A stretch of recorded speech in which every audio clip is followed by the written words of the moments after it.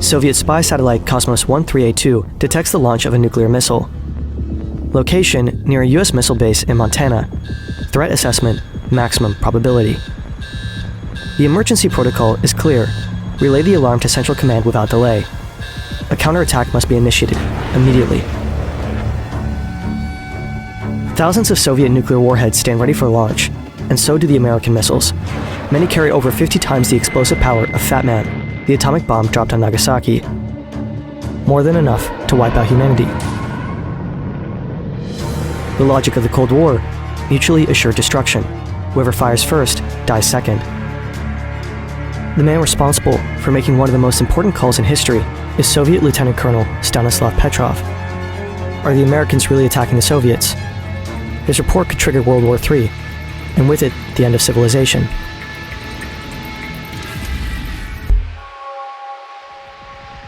A minibus is speeding along a remote forest road somewhere south of Moscow.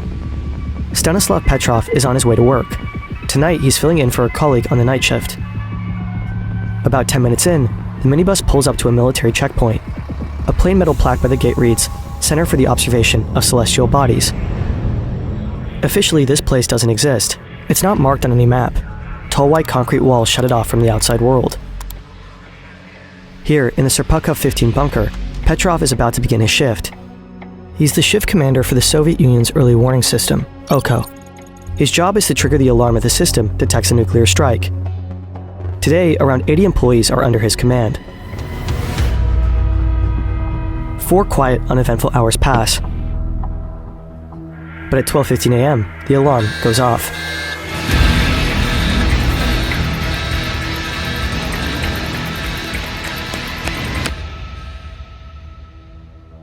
It happens during one of the most dangerous periods of the Cold War.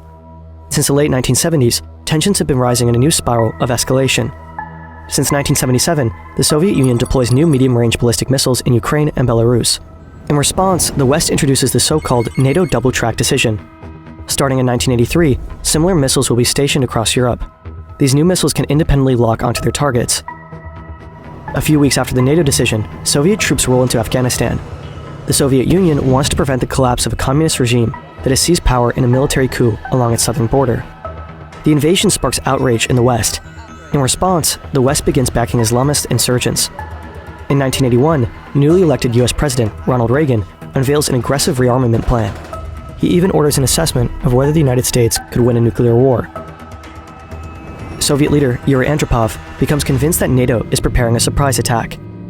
To catch it early, he launches Operation Ryan, the largest intelligence mission in Soviet history. KGB agents are ordered to watch for any sign of a looming nuclear strike. That includes tracking things like sudden spikes in blood donations or an increase of official political visits. That's how Andropov learns about Able Archer, planned for the fall of 1983. Able Archer is designed to be the NATO's largest and most realistic nuclear war exercise. It will simulate a full-scale nuclear conflict at the highest alert level. The exercise will also include large-scale troop movements. Andropov fears it could be a smokescreen for a real strike. In March 1983, Reagan famously calls the Soviet Union an evil empire. Let us be aware that while they preach the supremacy of the state, declare its omnipotence over individual man, and predict its eventual domination of all peoples on the earth, they are the focus of evil in the modern world. By this point, dialogue between the two superpowers has all but collapsed. Public fear of nuclear war grows by the day. Millions around the world take to the streets to protest the arms race. The spiral of escalation reaches a temporary peak just 4 weeks before the incident at Serpukhov 15 bunker.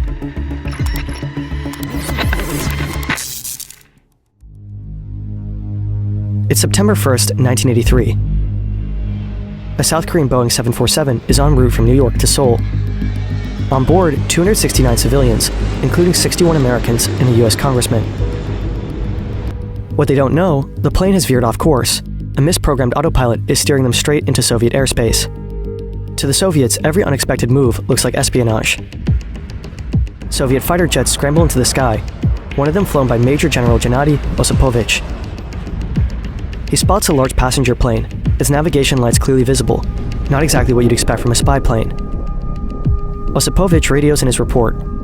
The order from Moscow is clear: destroy the target. After a brief back and forth, he fires a warning shot.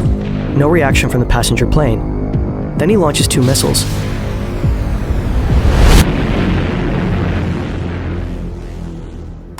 All 269 people on board are killed.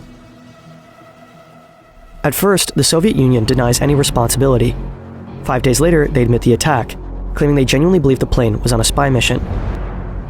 The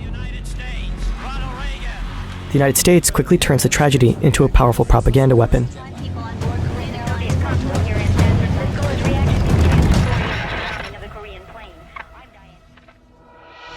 Before the night of September 26, 1983, tensions were hanging heavy in the Serpukhov 15 bunker. Petrov grabs the microphone and shouts, "Everybody to their stations. Follow my orders, check all equipment, and report." He's repeated these words countless times in training. Before being trusted with his role, he had to memorize every detail, including exactly what to say in a moment like this. During basic training, Petrov was drilled for nuclear war. He stood in shielded chambers, handled radioactive material, and practiced emergency protocols for a full-scale atomic strike. But Petrov isn't the kind to just blindly follow orders. He's not a typical soldier. He's a scientist and engineer first. Years later, Petrov faces a decision no training could prepare him for. It's not a moment for quick reaction. It's one for smart analysis. Clear thinking under pressure isn't luck. It comes from understanding how systems behave. Over the course of his military career, Petrov became the Soviet's military's top system analyst. He was honored with several awards for his work, including the title of Master Specialist in the Air Force. Petrov isn't allowed to speak about his work, though. Not to his wife, Raisa, or their 2 children, Dmitry and Yelena. Though they live just minutes away from the bunker, they have no idea what he does here, or how critical his decision will be that day. But right now, none of that is on Petrov's mind. Not his family, not even the stakes. He's thinking about teaspoons. "Nobody uses a teaspoon to slowly fill a bucket," he mumbles. Why would the Americans launch just one missile? The Americans have repeatedly threatened with a massive first strike, hundreds, even thousands of missiles, all designed to hit the enemy at the same time. Petrov orders his team to run a series of checks on the computer systems. Everything is working perfectly, but the cameras show no visual confirmation of a missile launch. 2 minutes later, Petrov finally makes his call. He reports back to the headquarters. Probably a false alarm. Moments later, the sirens wail again. This time the system shows a second missile, then a third, a fourth, a fifth. The alert level jumps from launch to missile attack. Petrov knows the warning system inside and out. He helped to build it. He wrote the software and the manual. The Soviets had rushed to develop OCO after falling behind the Americans. They've been using a similar technology for over a decade. The Soviet system has been operational for less than a year. OCO, Russian for eye, is built to monitor Earth using a network of observation satellites. The satellites feed their data directly into an M10 supercomputer. The machine runs a complex 29-step algorithm to determine if a missile attack is underway, all in near real time. But Petrov doesn't trust the computer. The maximum probability warning feels wrong to him. It's too certain. He and his team see no other signs of a nuclear launch. He thinks to himself, "We built the systems, we should be smarter than the machines." Petrov reports a second false alarm. What follows are the longest 17 minutes of Petrov's life. That's how long it would take US missiles to reach Soviet soil. Thousands of US ballistic missiles are primed for launch at key strategic locations, such as here, here, and here. Just one Minuteman III missile, armed with 3 warheads, could simultaneously obliterate the Kremlin's military command, flatten an airbase, and vaporize a submarine harbor. If nuclear war breaks out, thousands of cities would vanish in minutes. Hundreds of millions of people would die instantly. Most survivors would be left to face a slow, agonizing death from radiation. Petrov is not certain he made the right call. He estimates the odds of a real attack at 50-50. When Petrov hangs up the phone, his colleagues stare at him in disbelief.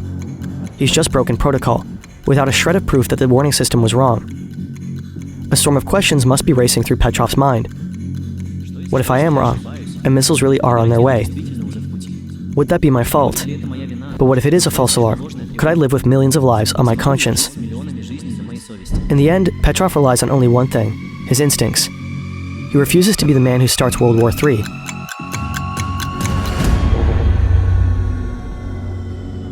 "17 minutes pass. No missiles appear on radar. No explosion on camera. Petrov was right. It was a false alarm."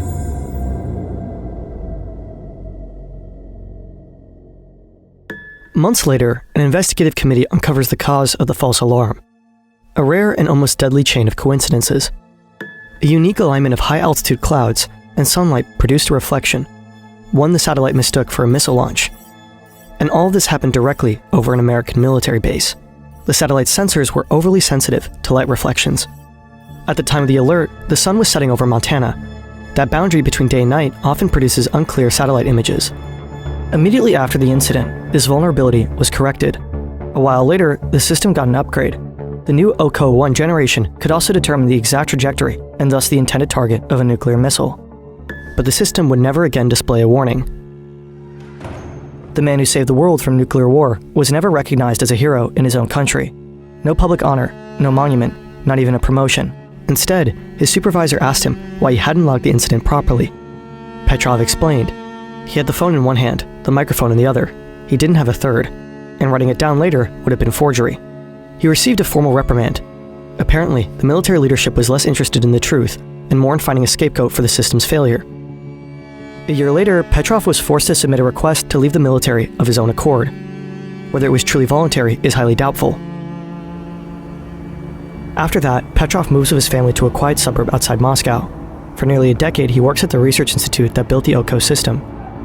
For years, he tells no one what happened that September night, 1983, not even his family. But 10 years later, shortly after the collapse of the Soviet Union, Petrov's former superior reveals the incident in the Russian military newspaper, Pravda. Still, almost no one in Russia hears about it. Petrov retires in 1994. His monthly pension is about $55. He cannot afford a telephone. At times, he has to scrounge for food. During this period, he cares for his seriously ill wife, Raisa. In 1997, she passes away. A year later, a man in Germany called Karl Schumacher reads an article in a German newspaper about the lonely, destitute Petrov. Deeply moved, he flies to Russia and invites Petrov to Germany. After the turn of the millennium, Petrov's story, at last, reaches an international audience. He is celebrated in the West for his quiet act of courage. At the United Nations, he is honored with the World Citizen Award. Other awards soon follow. More than 200 journalists from around the world come to visit him. Petrov often says he doesn't want to be seen as a hero.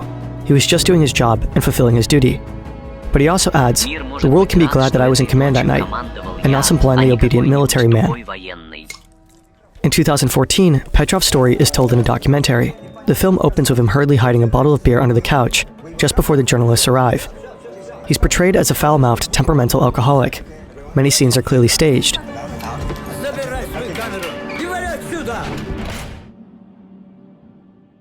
Petrov later claims that he was forced to use particularly vulgar language on camera. For his participation, he receives a compensation of $3,000. In September 2017, Karl Schumacher calls to wish Petrov a happy 78th birthday.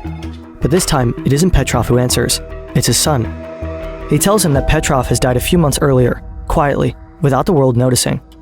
The man places an obituary in a local German newspaper. Only then does the public learn that Stanislav Petrov has passed away. 2 years later, a memorial plaque is unveiled in his honor in Oberhausen, Germany. In Russia, however, for a long time the incident remains mostly a secret. Not even Petrov's gravestone mentions what he did, no acknowledgement of his actions. In 2022, the independent Russian YouTube channel Reduxia releases a documentary on Stanislav Petrov. For many Russians, it's the first time they hear his story. Feel free to check it out. The video has English subtitles. More than 40 years after the incident, the nuclear bomb is once again wielded as a tool of political power. Nearly all the major disarmament treaties signed in the late 1980s have either expired or been unilaterally abandoned.